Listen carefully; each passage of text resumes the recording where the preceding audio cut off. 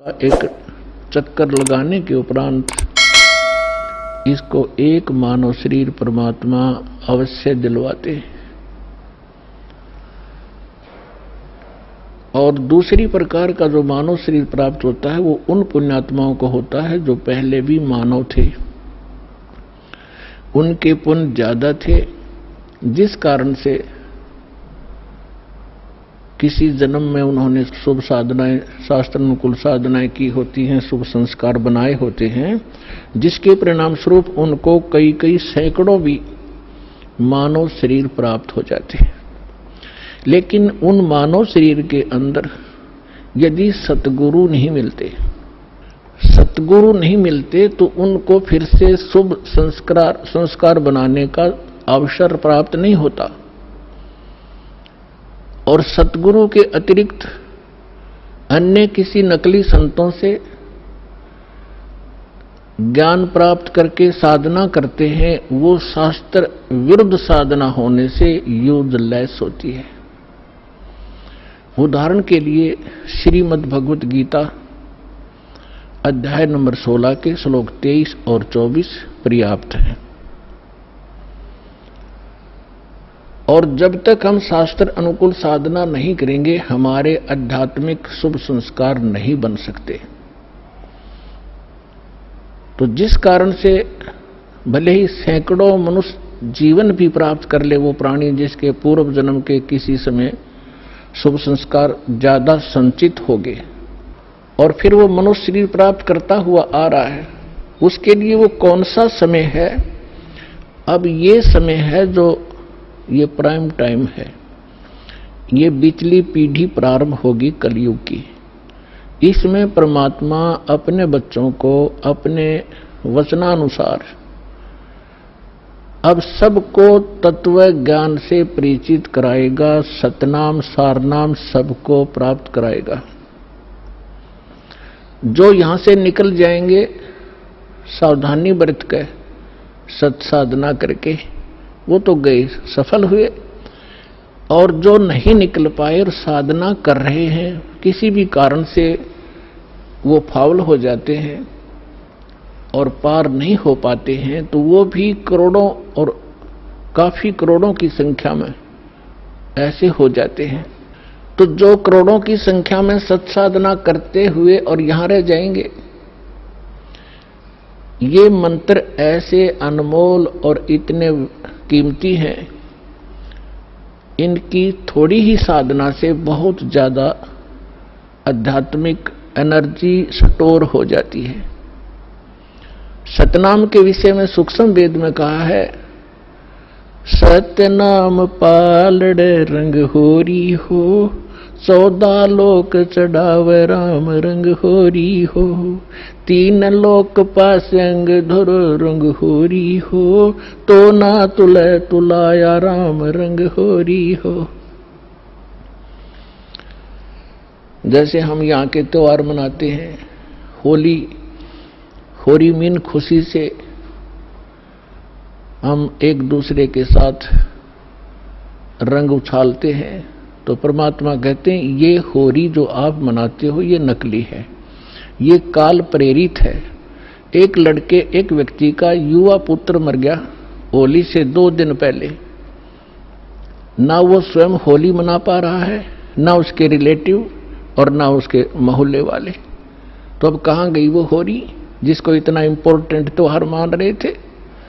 तो परमात्मा और उससे परिचित संत कहते हैं कि इस नकली सांग में, इस नकली स्थान पर आप ये नाचा गाई करते हो, आपने भांग पी रखी है, नशे में बकवाद कर रहे हो। इस भांग का नशा, काल की माया का नशा अज्ञानता में प्रेरित होकर कर रहे हो। यहाँ एक पलक में ना जाने के बिजली गिर जा, ऐसे लोक में तुम खुशी मना रहे हो।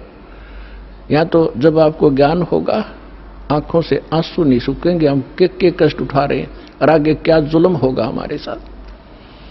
तो असली होरी राम नाम की होरी है। या खेलो, दिन रात खेलो, रात खेलो दिन खेलो, सुमन करो दिन रात इस राम नाम की होरी से, इस रंग को बखेरो। तो क्या कहते हैं कि सतनाम जो 2 अक्षर का मंत्र है, जिसमें एक ओम है, एक तत् है, और ये ऐसा अनमोल मंत्र है, इसकी इतनी कीमत बताई है। यदि विधिवत परम संत अधिकारी संत से प्राप्त करके, अधिकारी आपको बता देता हूं, 21 ब्रह्मांड में, इस विश्व में, इस दास के अतिरिक्त इन तीनों मंत्रों को देने का कोई अधिकारी नहीं है। या गलती ना करियो, बहुत धोखा खा लिया आपने।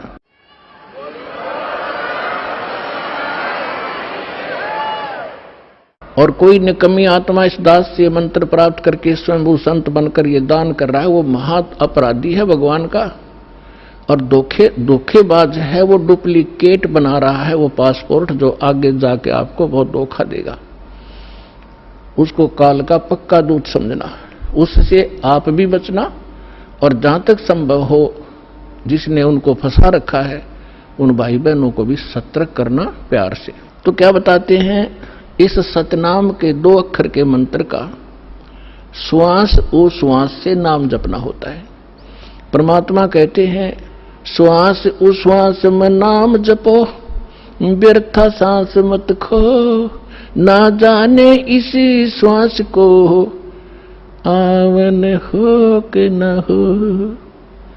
फिर क्या बताते हैं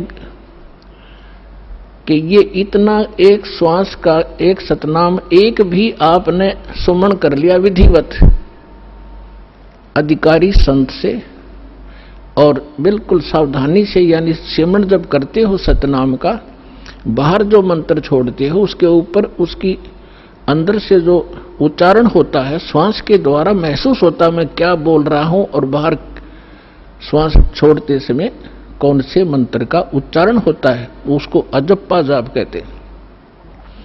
बाहर छोड़ते हैं, उस मंत्र के उच्चारण पर आपकी सुरत और नृत लगी रहे, मन लगा रहे।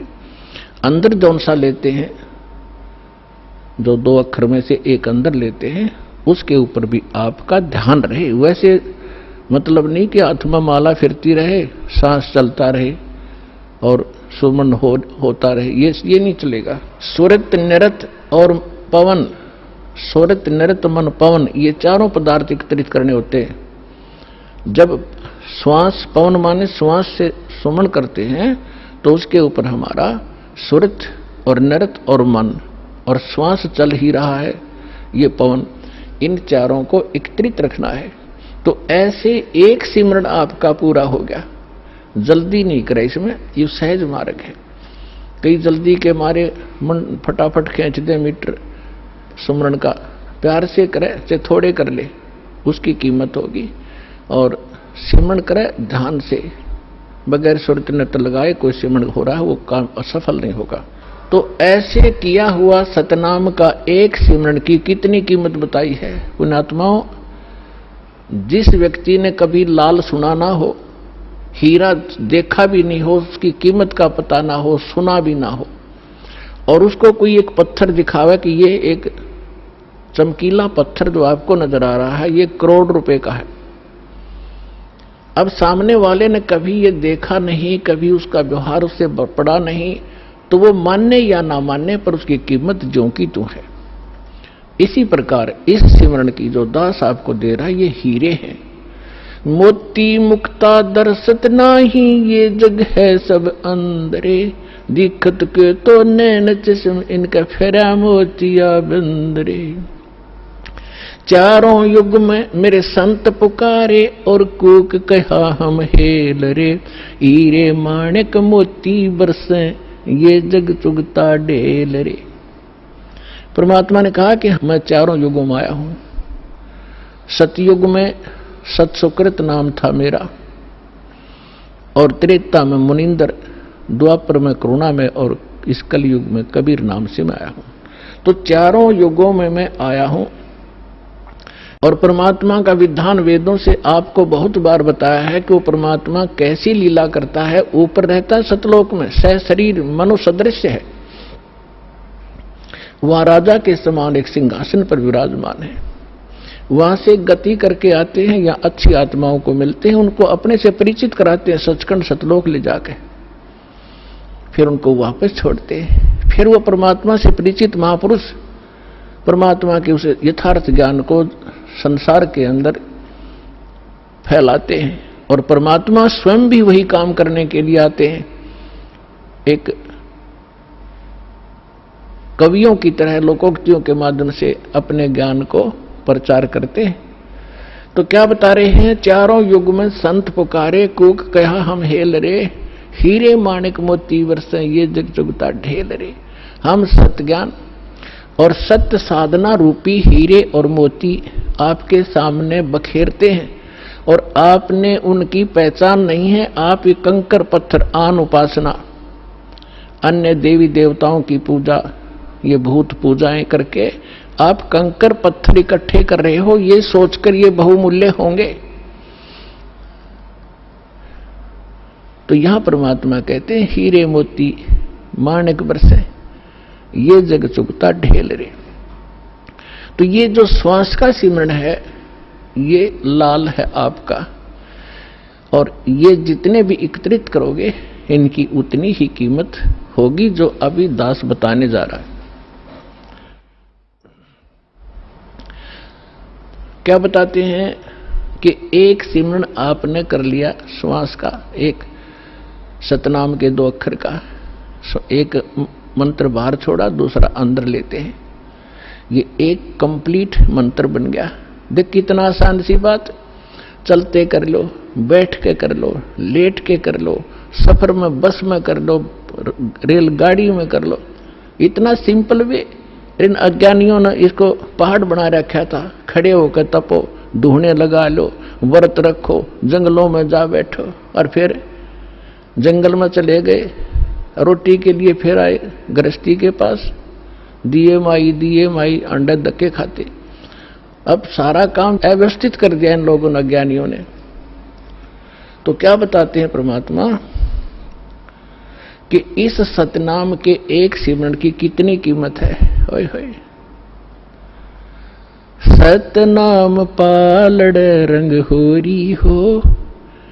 तराजू के तखड़ी के एक पलड़े में सतनाम के एक सुमरण की कीमत रख दो, और दूसरे में पृथ्वी लोक की पूरी कीमत, स्वर्ग लोक की कीमत और पाताल लोक की कीमत। 3 ये तो पासंग है, और दूसरी में 14 लोक, विष्णु जी का लोक, ब्रह्मा जी का लोक, शिव जी का लोक, दुर्गा का लोक, और ये निरंजन का लोक, और ऊपर जो स्वर्ग के अंदर, महास्वर्ग के अंदर आगे कई डिवाइड कर रखे। ऐसे ये कुल मिलाकर 14 लोक में बनते हैं, तल उतल ये नीचे के। परमात्मा कहते हैं 14 के 14 लोकों की कीमत दूसरे पलड़े में रख दो।